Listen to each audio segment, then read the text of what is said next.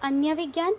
तो विद्यार्थियों, पिछले वीडियो में हमने जो है यहाँ पे कई सारी जानकारी प्राप्त की थी, जिसमें हमने जो है वैदिक विद्या, धातु विद्या और गणित शास्त्र जो है उसके विषय में जानकारी प्राप्त की। अब हम यहाँ पे जो है अन्य विज्ञान के क्षेत्र में जानकारी प्राप्त करेंगे कि अन्य विज्ञान जो है उसमें किस किस प्रकार के विज्ञान का समावेश होता है।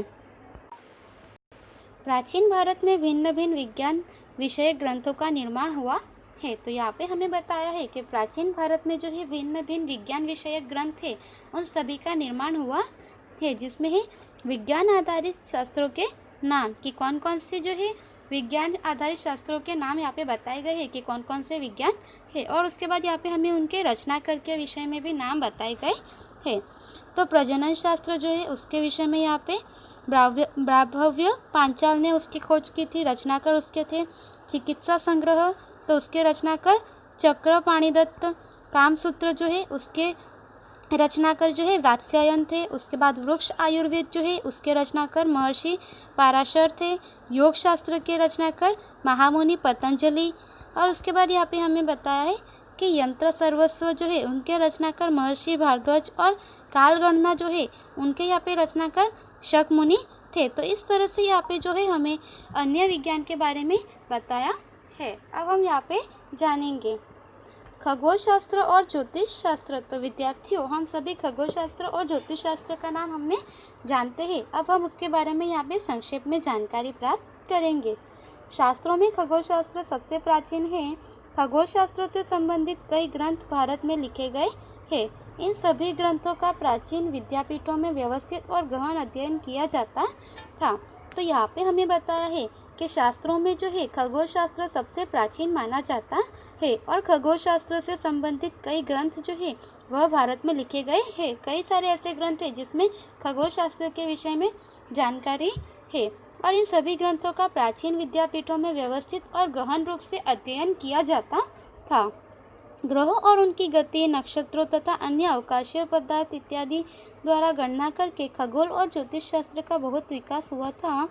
विशेष करके ग्रहों के आधार पर फल अनुसार ज्योतिष फलित किया जाता था। तो यहाँ पे हमें बताया है कि ग्रह और उन ग्रहों की गति, नक्षत्र तथा अवकाशीय पदार्थ है, इन सभी की गणना करके जो है खगोल और ज्योतिष शास्त्र का बहुत ज़्यादा विकास हुआ था। और विशेष करके जो है ग्रहों के आधार पर फल अनुसार ज्योतिष जो है वह फलित किया जाता था, जिसके नाम पर से भारत का प्रथम उपग्रह का नाम आर्यभट्ट रखा गया।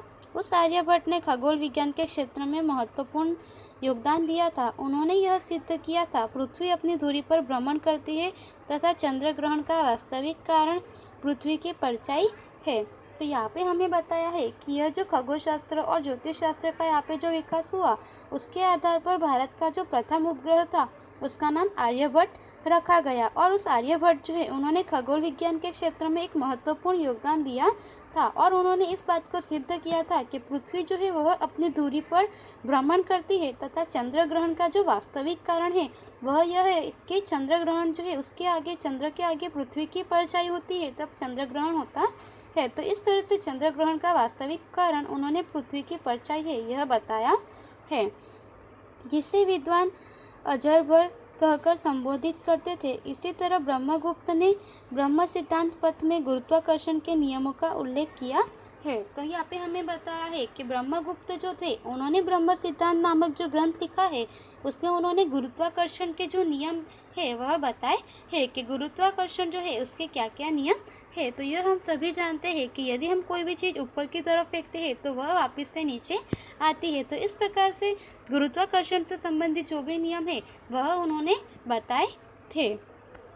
ज्योतिष शास्त्र को तंत्र, होरा और संहिता तीनों भागों में बांटने वाले वराहमिहिर महान खगोलवेत्ता तथा ज्योतिष शास्त्री थे। उन्होंने बृहद संहिता नामक ग्रंथ की रचना की, जिसमें अवकाशीय ग्रहों की मानव के भविष्य पर होने वाले प्रभाव, मनुष्य के लक्षण, प्राणियों के अलग अलग वर्गों, विवाह, समय तथा कुआं, तालाब, बगीचा, खेत की बुआई वगैरह प्रसंगों के शुभ मुहूर्त की जानकारी दी है। हमें गर्व होना चाहिए कि हमारे पूर्वज विविध विद्या में किस तरह की निपुणता रखते थे। तो यहाँ पे हमें बताया है कि ज्योतिष शास्त्र को तंत्र, होरा और संहिता इन तीन भागों में बांटने वाले जो वराहमिहिर थे वे एक महान खगोलवेत्ता तथा ज्योतिष शास्त्र थे। तो यहाँ पे विद्यार्थियों आपको जो है वराहमिहिर का चित्र बताया गया है। और जो है उन्होंने बृहद संहिता नामक ग्रंथ की रचना की, जिसमें उन्होंने अवकाशीय ग्रह जो है उनकी गति जो है उनके ग्रहों की वजह से मनुष्य के भविष्य पर होने वाले प्रभाव, मनुष्य के लक्षण, प्राणियों के अलग अलग वर्गों की जो है वर्ग, उसके बाद विवाह, समय तथा कुआं, तालाब, बगीचा, खेत आदि की बुआई वगैरह जो प्रसंग है, इनके शुभ मुहूर्त जो है उनके विषय में जानकारी दी है। तो हमें यह गर्व होना चाहिए कि हमारे पूर्वज जो थे वे विविध विद्या में भी किसी तरह निपुणता रखते थे। तो इस तरह से यहाँ पे जो है हमें जानकारी प्राप्त होती है। वास्तुशास्त्र, तो अब हमें यहाँ पे जो है आगे वास्तुशास्त्र के विषय में जानकारी दी गई है कि वास्तुशास्त्र क्या है। प्राचीन भारत के वास्तुशास्त्र के क्षेत्र में महत्वपूर्ण देन है। वास्तुशास्त्र ज्योतिष शास्त्र का अविभाज्य अंग है, जिसकी गणना, महत्ता और प्रशंसा विश्व के अनेक देशों में भी स्वीकृति रही है। प्राचीन भारत में ब्रह्मा, नारद, बृहस्पति, भृगु, वशिष्ठ, विश्वकर्मा जैसे विद्वानों का वास्तुशास्त्र में विशेष योगदान है। तो यहाँ पे हमें बताया है कि प्राचीन भारत के जो वास्तुशास्त्र है वह वास्तुशास्त्र के क्षेत्र में प्राचीन भारत की महत्वपूर्ण देन रही हुई है। वास्तुशास्त्र ज्योतिष शास्त्र का जो है यह एक अविभाज्य अंग है, जिसकी गणना, महत्ता और प्रशंसा विश्व के अनेक देशों में जो है स्वीकार की हुई है। तो प्राचीन भारत में ब्रह्मा, नारद, बृहस्पति, भृगु, वशिष्ठ, विश्वकर्मा जैसे विद्वानों का वास्तुशास्त्र जो है उसमें एक महत्वपूर्ण योगदान रहा हुआ है। वास्तुशास्त्र में रहने की जगह, मंदिर, महल, अश्वशाला, किला, शास्त्रागार, नगर वगैरह की रचना किस तरह करना, किस दिशा में करना आदि सिद्धांतों की जानकारी दी गई है। बृहद संहिता में वास्तुशास्त्र का उल्लेख है। 15वीं सदी में मेवाड़ के राजा कुंभा ने वास्तुशास्त्र का पुनरुद्धार किया था। तो यहाँ पे हमें बताया है कि वास्तुशास्त्र जो है उसमें हमें यह बताया है कि रहने की जगह, मंदिर, महल, अश्वशाला, किला, शास्त्रागार, नगर वगैरह की रचना किस तरह से करना, किस दिशा में जो है करना, इन सभी के सिद्धांतों की जानकारी जो है वह हमें वास्तुशास्त्र में प्राप्त होती है। और बृहद संहिता में वास्तुशास्त्र का उल्लेख है कि 15वीं सदी में मेवाड़ के राजा जो कुंभा थे, उन्होंने वास्तुशास्त्र का जो यहाँ पे वास्तुशास्त्र का पुनरुद्धार किया था।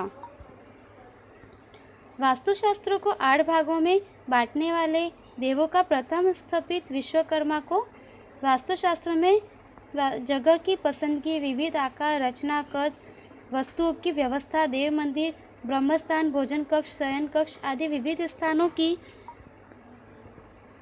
जानकारी दी गई होती है। तो यहाँ पे हमें बताया है कि वास्तुशास्त्र को 8 भागों में बांटने वाले जो देवों के प्रथम स्थापित विश्वकर्मा है, उन्हें वास्तुशास्त्र में जगह की पसंदगी, विविध आकार, रचना, कद और फिर वस्तुओं की व्यवस्था किस प्रकार की होनी चाहिए, देव मंदिर कहाँ होना चाहिए, ब्रह्मस्थान कहाँ होना चाहिए, भोजन कक्ष किस जगह पर होना चाहिए, शयन कक्ष आदि जो है उन सभी के विषय में विविध जानकारी हमें प्राप्त होती है।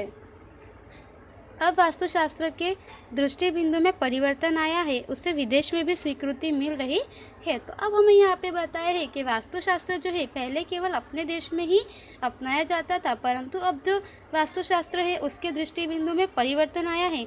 विदेशों में भी इसे स्वीकृति मिल रही है और विदेशों में भी लोग इसे जो है प्राप्त कर रहे हैं। प्राचीन भारत के विज्ञान का ज्ञान विश्व में स्वीकार्य किया गया है। हमारी भारतीय संस्कृति विशाल और वैविध्यपूर्ण है। उसमें धर्म और विज्ञान, परंपरागत आदर्शों, व्यवहारिक ज्ञान और समझ का सुंदर समन्वय हुआ है। तो यहाँ पे हमें बताया है कि प्राचीन भारत के विज्ञान का ज्ञान जो है वह विश्व में स्वीकार किया गया है और हमारी भारतीय संस्कृति की विशाल और वैविध्यपूर्ण है। उसमें धर्म और विज्ञान, परंपरागत आदर्शों, व्यवहारिक ज्ञान का जो है समझ जो है वह सभी का सुंदर समन्वय हुआ है, जो विश्व के बहुत से कम देशों में है। अपनी संस्कृति में सहिष्णुता और समानता है।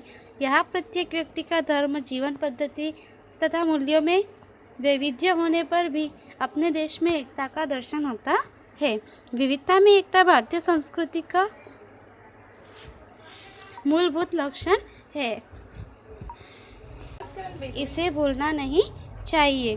तो यहाँ पे हमें बताया है कि प्राचीन भारत में विज्ञान का जो ज्ञान है वह विश्व में स्वीकार किया गया है और हमारी भारतीय संस्कृति जो है यह विशाल और वैविध्यपूर्ण है। उसमें धर्म और तो यहाँ पे हमें बताया है कि उसमें जो है धर्म, विज्ञान, परंपरागत आदर्शों, व्यवहारिक ज्ञान जो है इन सभी का सुंदर समन्वय किया हुआ है, जो विश्व के बहुत ही कम देशों में है। और अपनी संस्कृति की जो सहिष्णुता और यहाँ पे समानता है, यहाँ प्रत्येक व्यक्ति का धर्म, जीवन पद्धति तथा मूल्यों के वैविध्य होने पर भी अपने देश में जो है एकता का दर्शन होता है। तो विविधता में एकता, यह भारतीय संस्कृति का एक मूलभूत लक्षण रहा हुआ है, इसे हमें भूलना चाहिए नहीं। तो इस प्रकार से विद्यार्थियों, हमारा यह जो पाठ है यहाँ पे समाप्त होता है। यह आपको इसका स्वाध्याय दिया गया है, जो नोट में लिखना है। धन्यवाद।